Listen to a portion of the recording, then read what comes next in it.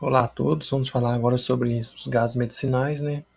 Um pouco da perspectiva farmacêutica. Bom, então primeiramente, o que seriam os gases medicinais? Eles são medicamentos na forma de gás, gás liquefeito ou líquido criogênico, ou ainda a mistura desses medicamentos destinados a tratar ou prevenir doenças em humanos, administrados para fins de diagnóstico médico, bem como para restaurar, corrigir ou modificar funções fisiológicas, né? Essa é a definição que nós temos de gás medicinal. É muito importante, né, ressaltar essa questão deles serem medicamentos. Então, sobre a nossa ótica farmacêutica, a gente tem que entender e compreender, né, que os gases medicinais eles são medicamentos e como medicamento deve ser tratado, né? É lógico que durante nossa formação profissional e até em alguns locais de atuação a gente não tem tanto contato com os gases medicinais. Então o intuito mesmo desse vídeo é estar falando um pouquinho sobre isso e sobre alguns cuidados que a gente tem que ter, né, em instituições de saúde para que a gente garanta também o uso racional desses medicamentos, né? Então a gente tem a classificação dos gases medicinais. Esses gases medicinais eles podem estar na forma de líquido criogênico. Então a gente tem, né, esse recipiente onde ele vai ser armazenado na forma líquida e na utilização vai ser utilizado como um gás. Nós temos também os cilindros, né, que aí vai ser o oxigênio medicinal em variados tamanhos, geralmente os menores são aqueles que a gente utiliza para fazer o transporte, né, dos pacientes, porque ele tem uma capacidade menor, geralmente, né, bem menor do que esses da direita, mas eles atendem bem durante um certo período de tempo. Então a gente consegue fazer o transporte do paciente com comodidade e maior segurança. E a gente tem também o ar sintético, né, que é o ar comprimido, que também é um outro modelo. Aí no caso ele tem uma composição diferente do oxigênio medicinal, vou falar mais adiante. E a gente tem esses dois modelos, né? O modelo anterior, que seria esse cinza com essa listra verde, e esse modelo mais recente, que seria azul com a listra amarela, né? A diferença deles é por conta da válvula. Essa válvula que é diferente desta, que é diferente desta, né? Antigamente acontecia muito desses cilindros, né, cinza virem com a mesma válvula desse verde.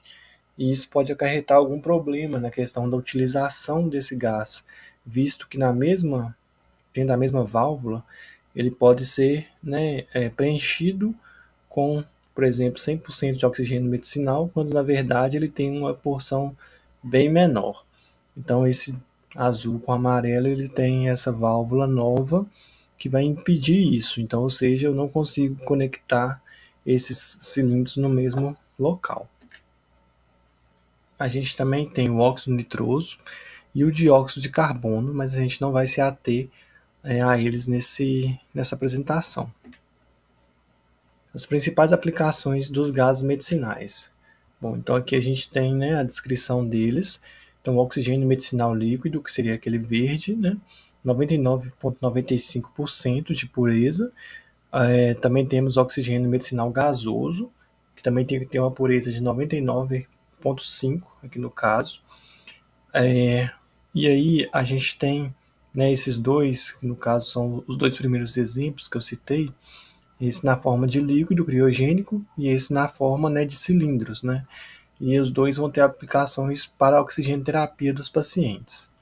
A gente tem o ar medicinal gasoso, que é o ar sintético, ou também chamado de ar comprimido, que é uma mistura composta de 79% de nitrogênio e 21% de oxigênio, né? Que a gente usa ele mais para ventilação, questão de ventilação mecânica.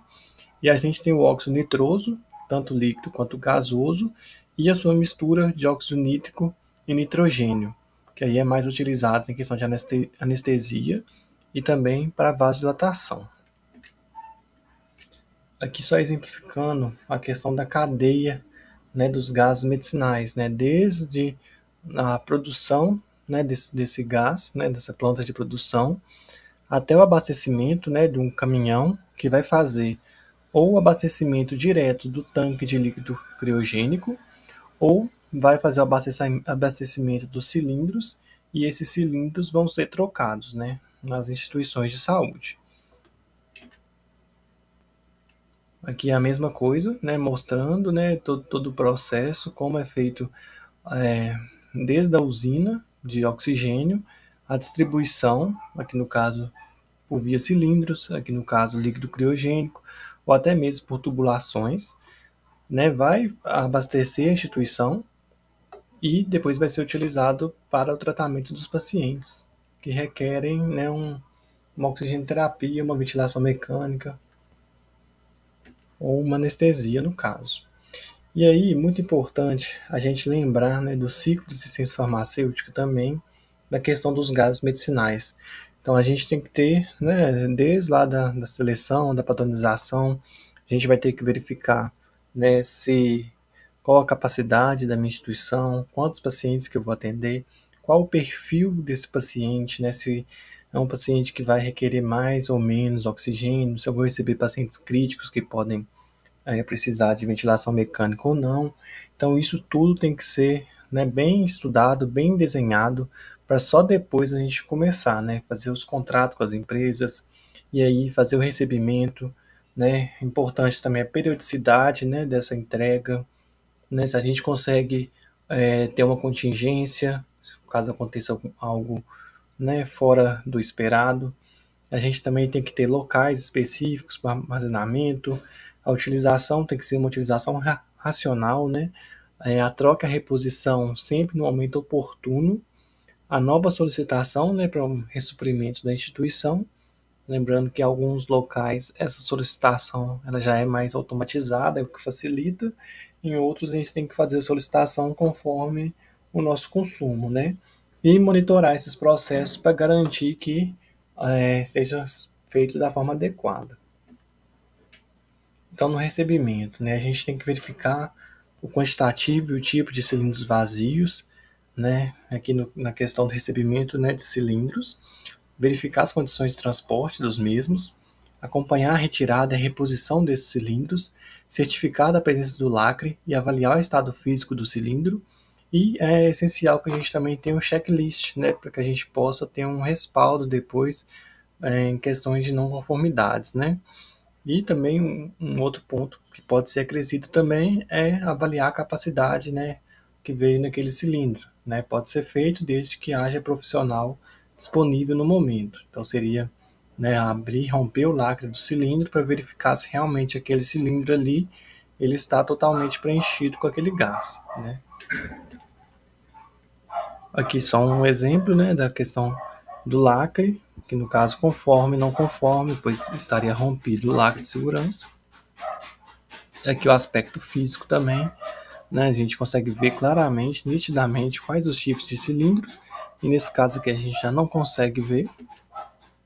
Aqui a questão, né, do transporte, né, pela empresa. O ideal é que esteja sempre os cilindros iguais nas mesmas baias, né, não cilindros misturados, pois isso pode comprometer aquela questão lá desde quando o cilindro foi abastecido. Então estaria não conforme se estivesse misturado nas baias. E a gente tem que certificar, né, agora na parte do armazenamento, que eles estão na posição vertical, né? A gente não pode nunca deixar os cilindros na horizontal. Certificar que eles estão protegidos de altas temperaturas e intempéries, como tempestades, né? Coisas do tipo, pois isso pode comprometer, né? Então a gente tem que ter um local adequado para a guarda desses cilindros e certificar que não há vazamento de gás. Na utilização, a gente tem que certificar que a oxigenoterapia está sendo prescrita e que está contemplando o método, a vazão e a saturação-alvo. A gente tem que monitorar a saturação do paciente de forma a evitar a hipóxia e a hiperóxia, que sendo que esse segundo, além de danoso ao paciente, ele ainda acarreta o maior risco de desabastecimento. Então a gente sabe, né, que os pacientes eles têm alvos diferentes de oxigenação, né? A gente vai ter pacientes com histórico de doenças crônicas pulmonares, que vão requerer, né, uma saturação um pouco menor do que a média, e a gente vai ter aqueles pacientes que vão requerer uma saturação um pouco maior. Então a gente tem que fazer o acompanhamento desses pacientes, verificar se a terapia, né, a questão da oxigenoterapia está de forma adequada, se está suprindo, né, as necessidades e se o uso do oxigênio está sendo efetivo para aquele caso, né? Visto que tanto a hipóxia quanto a hiperóxia podem causar danos ao paciente. Na troca, a gente tem que verificar diariamente a necessidade de troca dos cilindros, né? Então, aqui só um exemplo, que a gente consegue ver que o cilindro está abastecido. Aqui no caso, para os locais que tem a central de O2, é importante estar sempre acompanhando, que a gente consegue ver que desse lado direito a gente está sem capacidade já, então indicando a necessidade de troca dos cilindros do lado direito. Enquanto do lado esquerdo ainda tem uma capacidade que vai possibilitar o atendimento dos pacientes. Aqui no caso só esse exemplo um pouco mais ampliado, né? Mostrando que caso essa alavanca estivesse para baixo, estaria utilizando o lado direito, e como ela está para cima, está usando o lado esquerdo, né? Como o lado direito já acabou a capacidade, tem que se fazer a troca dos cilindros antes que o lado esquerdo também acabe sua capacidade. A solicitação tem que ser feita em tempo oportuno, né, da reposição dos cilindros vazios para evitar o desabastecimento e certificar que a entrega realmente contemplou aqueles itens que foram pedidos, né? O monitoramento, a gente tem que verificar diariamente o consumo de oxigênio medicinal, bem como a reserva da central de oxigênio, né, para que a gente possa atuar de forma proativa nessa questão do monitoramento dos gases medicinais, visto que pode ocorrer, né, de alguém deixar algum local aberto, né, e o oxigênio, né, sair por esse local, e isso vai acarretar um aumento de consumo que pode gerar um desabastecimento, né? Com o nosso monitoramento diário, a gente consegue evitar isso, né? Fechar esses locais e fazer uma orientação à equipe, né?